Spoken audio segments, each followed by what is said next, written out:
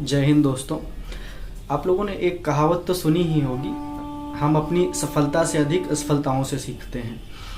तो ये ऐसा हम क्यों कह रहे हैं, क्योंकि आप लोगों ने थंबनेल में देखा होगा, मैंने एक स्लिप जो है वो थंबनेल में लगाई हुई है। वो स्लिप ऐसी है, वो आरटीआई से मेरे 2019 में जो यूपीवीसीएल का रिज़ल्ट आया था, उसमें जो मेरे मार्क्स थे वो मैंने आरटीआई से मंगाए थे। क्योंकि यूपीवीसीएल एग्ज़ाम करवा लेता है लेकिन आपको मार्क्स नहीं बताता है। मार्क्स बताने का मतलब ये है कि जैसे आपका आंसर की आ जाएगा और आप उसमें से अपने नंबर ऐड कर लीजिए। और मल्टीपल शिफ्ट में एग्ज़ाम होता है, तो एग्ज़ाम होता है तो इसलिए नॉर्मलाइजेशन भी होता है, तो आपको वो नहीं पता होता है कि आपके नॉर्मलाइज्ड मार्क्स कितने हैं, आपके टोटल मार्क्स कितने हैं, ये आपको पता नहीं होता है। तो इसलिए जो है हमने क्या किया था कि आरटीआई से एक आरटीआई डाली थी एग्ज़ाम जब हुआ था, तो उसके बाद से मैंने वो आरटीआई जो है मंगाई थी, उससे मुझे मेरे मार्क्स पता चले थे। और तभी आपको पता भी चल सकता है क्योंकि यूपीवीसीएल मार्क्स बताता नहीं है। अच्छा, मुझे मतलब इतनी क्यूरोसिटी क्यों थी अपने मार्क्स जानने की, क्योंकि मेरा एक दोस्त था जिसके एग्जैक्टली मेरे से एक नंबर ज़्यादा था और उसका सिलेक्शन हो गया था। और मैंने थंबनेल में लगाया हुआ भी है। तो कट ऑफ गई थी और मेरा नहीं हुआ था, तो कट ऑफ गई थी 152.65 और मेरे नंबर 152। जब हमने आरटीआई से अपने नंबर पता किए, जब आरटीआई ने भेजा नंबर, तो आरटीआई के थ्रू नंबर पता चले तो 152.120 मेरे नंबर थे।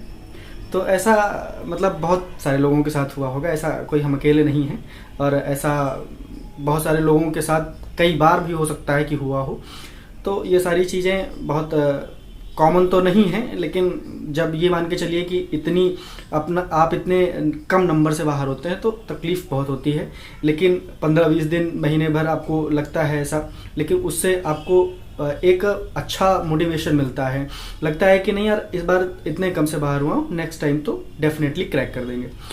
तो यूपीवीसीएल का एग्ज़ाम हम आपको बता दें कि लगभग नवंबर के लास्ट वीक में इसका एग्ज़ाम स्टार्ट हो जाएगा। यूपीवीसीएल में आपको सिलेबस बता दें तो 50 नंबर का आपका कंप्यूटर आता है, जो कि मेन होता है। मेन हम इसलिए कह रहे हैं क्योंकि कंप्यूटर में बहुत सारे बच्चे जो है कंप्यूटर ही क्लियर नहीं कर पाते हैं, क्योंकि कंप्यूटर इसमें जो है वो लिखा भले ही SSC लेवल का है, लेकिन ये ज़्यादातर इस क्वेश्चंस उठाते हैं माइक्रोसॉफ्ट ऑफिस से, जो लोग प्रैक्टिकली यूज़ करते हैं Microsoft Word, Access, PowerPoint, इन सारी चीज़ों को, तो उनके लिए ज़्यादा आसान होता है। लेकिन जो पढ़ के जाते हैं, जो प्रैक्टिकल नहीं किए होते हैं, उनके लिए वहाँ ऑप्शंस इतने मैचिंग होते हैं कि कंफ्यूज हो जाता है। उनको लगता है ये भी सही है, ये भी सही है और ये भी सही। तो इसलिए जो भी 20-25 दिन बचे हुए हैं उसमें आप लोग ये करिए कि जो कंप्यूटर 50 नंबर के आ रहे हैं उसमें 20 ही नंबर पाने हैं, और निगेटिव आपको पता है 1/4 है। तो ऐसी प्रिपरेशन करिए कि आपका कंप्यूटर क्लियर ही हो जाए, क्योंकि आगे जो है बहुत सारे बच्चे कंप्यूटर क्लियर नहीं कर पाते हैं, और आपको पता है कंप्यूटर क्लियर नहीं होगी तो आपका जो सेकंड पार्ट है वो चेक ही नहीं किया जाएगा।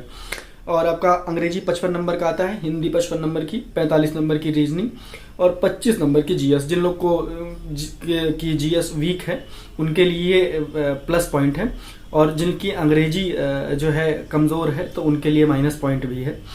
खैर, ये इसका सिलेबस है और कट ऑफ बहुत ज़्यादा नहीं जाएगी, लेकिन इसका कंप्यूटर आप अच्छे से प्रिपेयर करिए और कंप्यूटर जो है निकल जाएगा, तभी आपका दूसरा सेक्शन चेक होगा।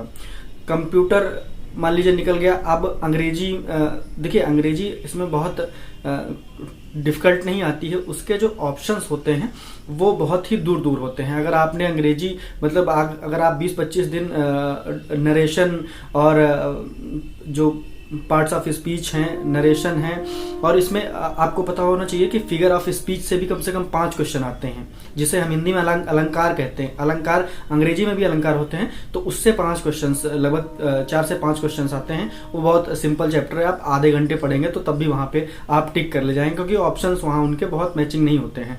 और डायरेक्ट इनडायरेक्ट हो गया, एक्टिव पैसिव हो गया, इन दोनों को मिला के आपको इन्हीं दोनों से 12 से 15 क्वेश्चन मिलेंगे।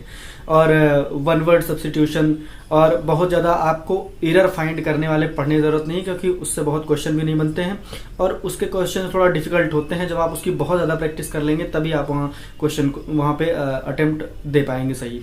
तो बाकी अंग्रेजी में बहुत ज़्यादा परेशान होने की जरूरत नहीं है, क्योंकि उनके ऑप्शंस देख के आप एक बार पढ़ के जाइए। ऑप्शंस देख के आपसे ऑप्शन अगर आप ठीक से पढ़ेंगे तो आपसे बन जाएंगे। हिंदी 55 नंबर की आती है। रचनाएं, इसमें साहित्यिक हिंदी भी आती है, तो रचनाएं वगैरह भी पढ़ लीजिएगा।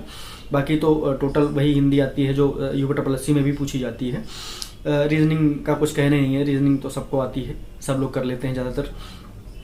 GS में भी करंट के क्वेश्चन ज़्यादा नहीं आते हैं, इनके वही ट्रेडिशनल क्वेश्चंस रहते हैं, बहुत डिफिकल्ट नहीं होते हैं। इसलिए पेपर ओवरऑल सही रहता है, नॉर्मल ही रहता है, पेपर बहुत डिफिकल्ट नहीं होता है। और बस इसमें एक जो चेंजिंग फैक्टर होता है, जो डिफिकल्ट पार्ट है, वो है कंप्यूटर, क्योंकि UPPCL बदनाम है कंप्यूटर के लिए। इसमें तो CCC इन्होंने दिया है, जिसमें O लेवल मांगते हैं, जिसमें O लेवल स्तर का ये कंप्यूटर मांगते हैं। वहाँ तो पेपर बहुत ही जो कंप्यूटर का है वो बहुत डिफिकल्ट हो जाता है। खैर ये सब चीज़ें हैं। और इनके यहाँ क्या है कि जो टाइपिंग होती है, आपको पता है 35 आपको अंग्रेजी में चाहिए और 30 हिंदी में चाहिए। 30 हिंदी में जल्दी आप किसी भी एग्जाम में नहीं देखेंगे।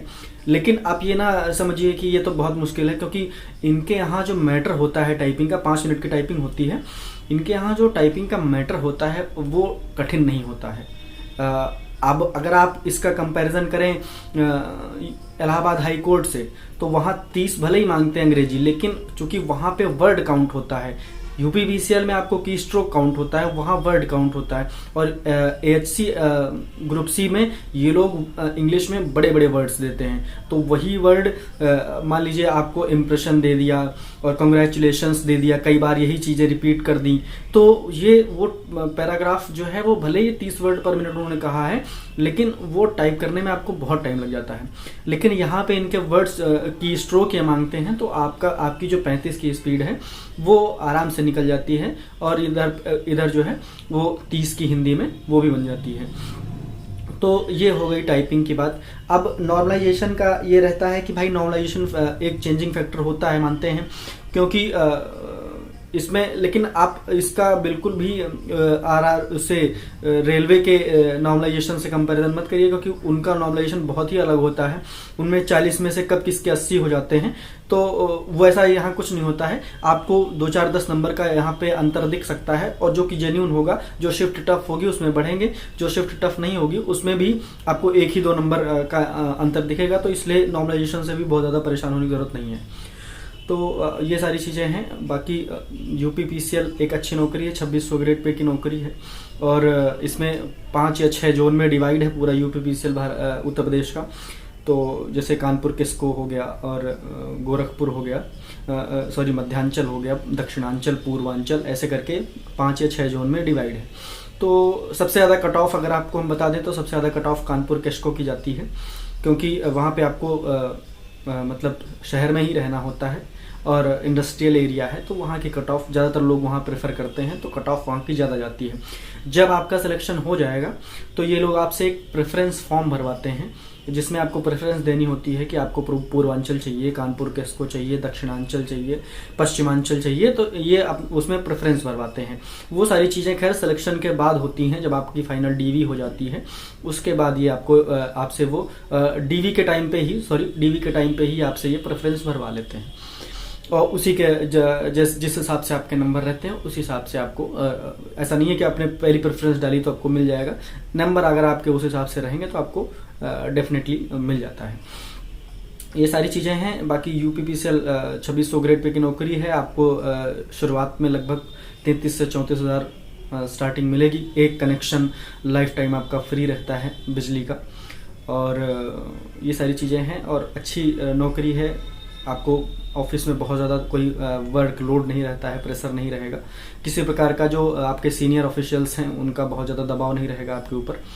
मेरे कई सारे दोस्त हैं, जो एक दोस्त है कानपुर किस्को में, 2 लोग यहाँ गोरखपुर में हैं।